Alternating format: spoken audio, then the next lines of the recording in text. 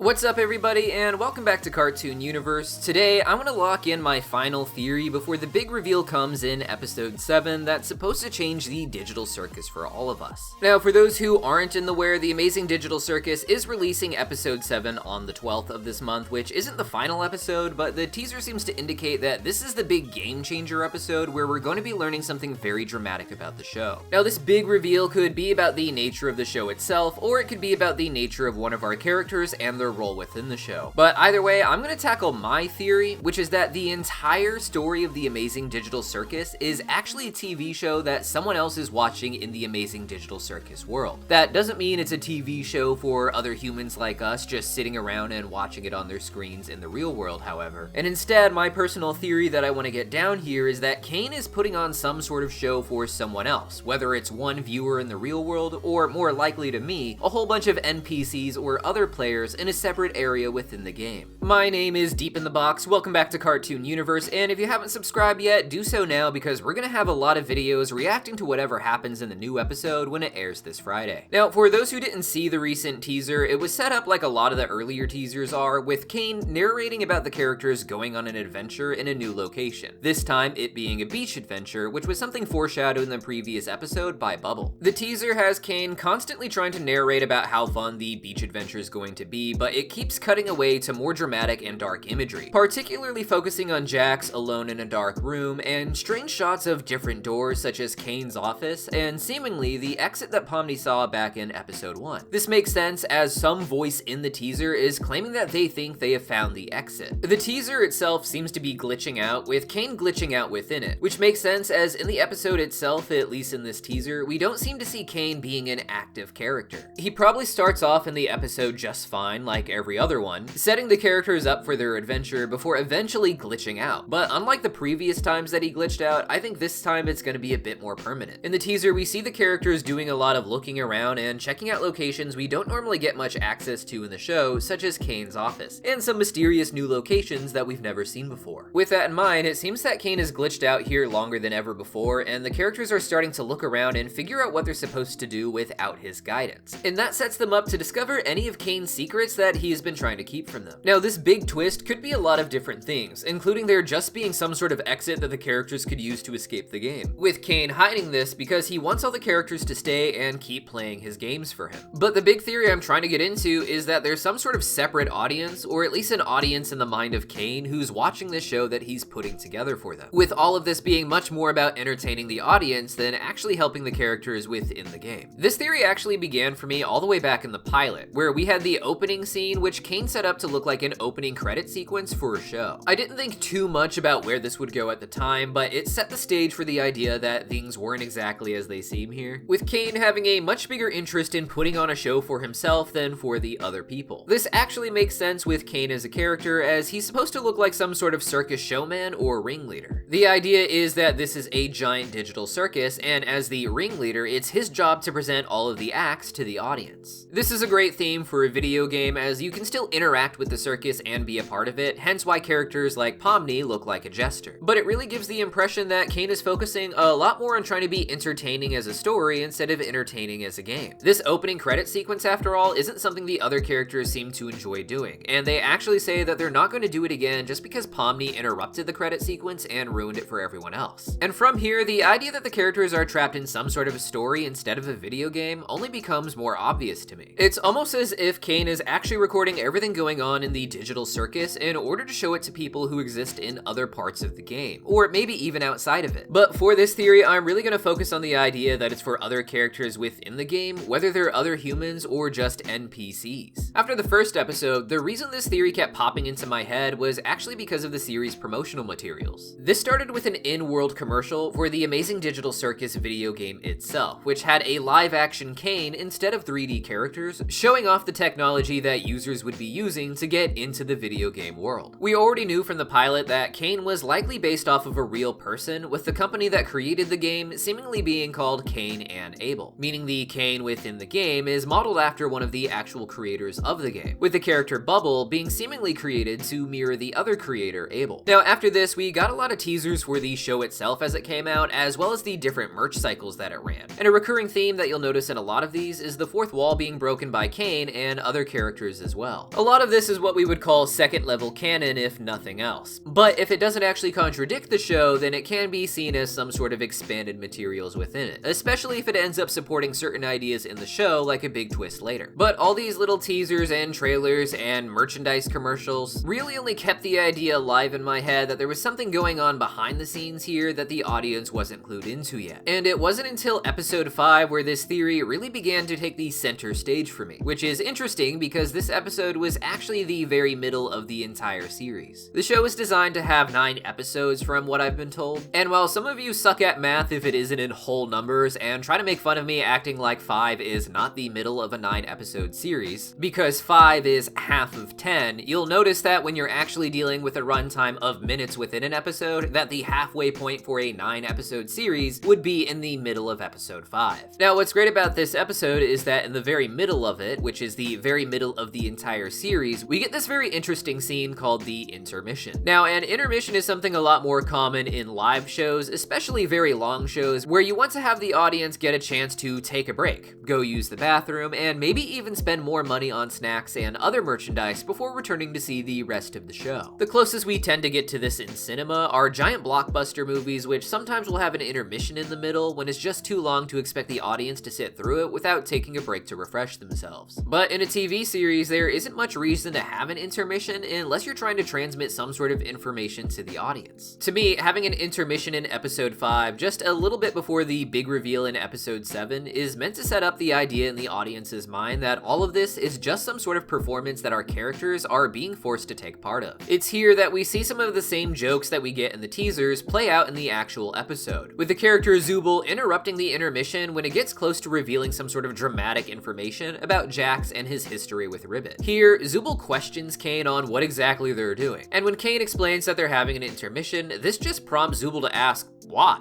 As hilarious as this is as a moment on its own, it seems pretty obvious to me that this is setting up some big reveal about Kane and why he seems to be glitching. He seems to be putting an emphasis on wanting the characters in the show to actually enjoy his games, but at the end of the day, he always ends up choosing some sort of adventure that would be more fun for people to watch from afar than for the characters to actually play on their own. And with that in mind, with Kane glitching in episode 7, I have to believe that they're going to get into his office and even beyond, only to discover that all of this is some sort of big setup that they've been forced into. I think in the end, the story will be something like The Truman Show, where we find out that our main characters have been watched by a large audience for a very long time, with Pomni being the only one to finally figure out the truth and maybe even escape. Though the episode and this greater story do seem to hint at the idea that Kaufmo and maybe even Ribbit both found exits and had to abstract because of it. In this theory, abstraction may not even be a real thing, and I've seen some people theorize that abstraction is actually a character just being removed from the story in a way that the others will accept as a more permanent like death, with Kaufmo, Ribbit, and anyone else who abstracted just living in another part of the digital circus and watching the rest of the show as it unfolds. Regardless of if this theory is true or not, I want to circle back to a point I made in my original theory involving the intermission, which is that with us having an opening credit sequence and an intermission, we're probably going to have an epic in-world end credit sequence at the very end of the series, regardless of whether or not this is really a show within a show or not. But what do you guys think? I wanted to get this theory out there one last time before the big episode dropped, as it's probably going to reveal something pretty big, and if I'm anywhere near accurate, I was hoping this video would live in infamy like my theories on whether or not Sin was Tessa from Murder Drones back before Digital Circus took over Glitch. But if you're watching this before the episode drops, let me know if you believe this theory or some variant of it in the comments down below, and if you're watching this after the episode dropped, let me know how accurate I was, but please be nice if I was wrong. And if you guys haven't seen it yet, go check out the video we put out on the Atlantis movie and its sequel. This is actually the second video that I've put out on the esoterica in the Atlantis movies, with one big video that I did before on the original film, with this video diving back into the themes of the original, but also breaking down on the spirituality of the other cultures that it introduces, including the Native Americans and the Norse. Links as always in the pinned comment down below, and I'll see you guys next time.